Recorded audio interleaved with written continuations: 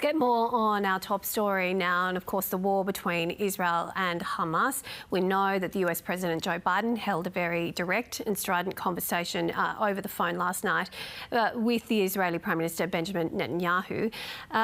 Ehud Yari is a journalist and commentator and a fellow with the US think tank, the Washington Institute. We're grateful that he joins us in the studio now. Very good morning to you and welcome. Good morning, my pleasure. Welcome to Australia.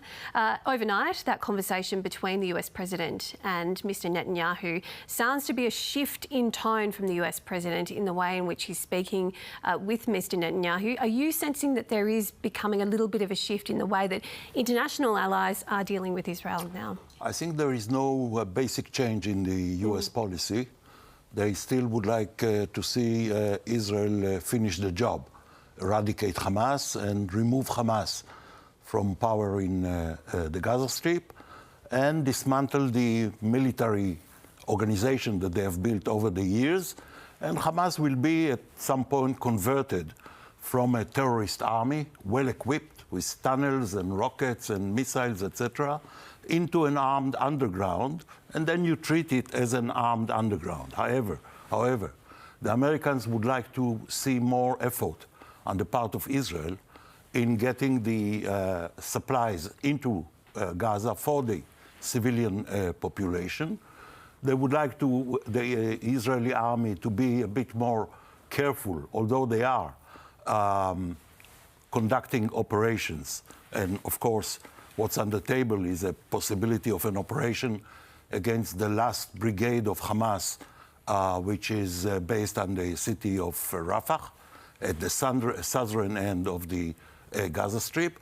So the argument or the debate between Biden and Netanyahu is mainly about how you do it and how it's going to be seen, rather than what is the purpose of the whole operation. But clearly the deaths of those aid workers, including Australian Zombie Frankham, have really galvanised international opinion. You say the Israeli military needs to be more careful. It was a blunder of epic, tragic proportions, wasn't it, to send these missiles into these clearly marked aid convoys? It is a tragic mistake, and everybody in Israel, including the top leadership and the top leadership of the army, has apologized in English, very frankly, and an investigation is conducted.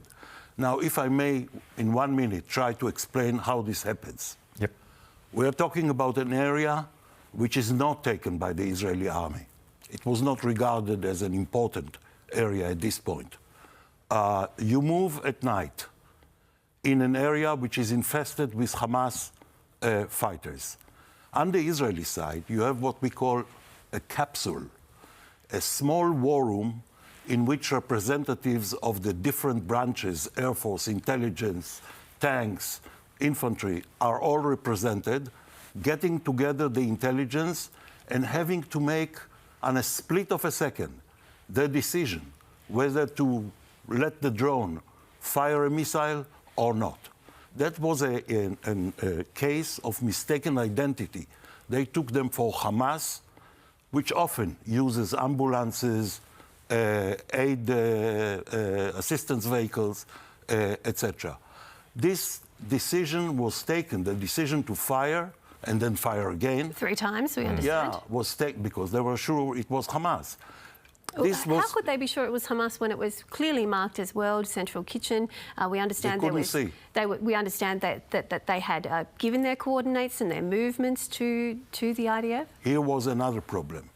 The aid organizations are coordinated, well coordinated for many months now, with a branch of the Israeli army which is responsible for the civilian issues. They were not coordinated, and it's partly a mistake of the UN people on the ground. They were not coordinated with the Southern Command, which is in charge of the operation. So a decision to fire, to give the order to the drone to shoot, could have been taken by a woman soldier at the rank of lieutenant or even a sergeant, on the basis of intelligence, which was mistaken, that these were Hamas people. Certainly, many people, including experts in aid, would challenge that view that there has been a long-standing a procedure for deconfliction with aid agencies, and many countries are now asking Israel for greater accountability Bridget, on this. we are talking about a very complex area, very difficult for military operation, because Hamas has immersed itself intentionally for years within the civilian population. And we have mistakes in a war like this, which is unprecedented in such densely urban area with 600 kilometers of tunnels. So let me tell you, we had 20% of our casualties from friendly fire. Mistaken.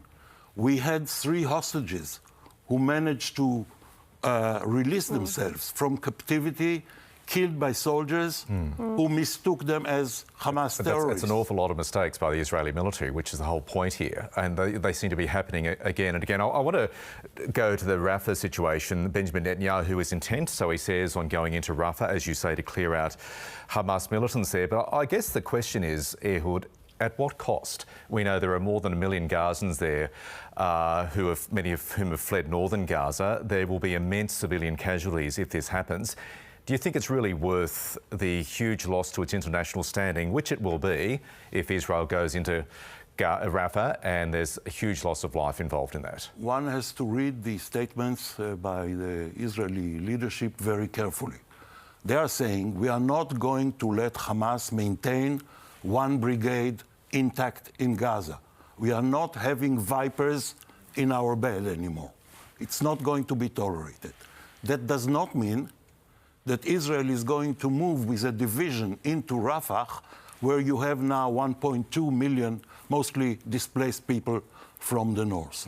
What I think will happen is that you will see the Israeli army at one point, after Ramadan, which finishes in a week or so, you will see the Israeli army take over the 14-kilometer strip of the border between Gaza Strip and Egypt, where they have tunnels through which they smuggle the weapons, etc., and circle Rafah and call on this brigade, which, by the way, is the worst brigade of Hamas. They will call on them to surrender and offer terms. They want to get out, they can get out of the Gaza Strip. I don't see Israel storming Rafah. Well, we'll see. Ehud Ari, thank you very much for your time this morning. You're welcome. Best wishes for your trip to Australia. My pleasure. Thanks, Ehud. Okay, now to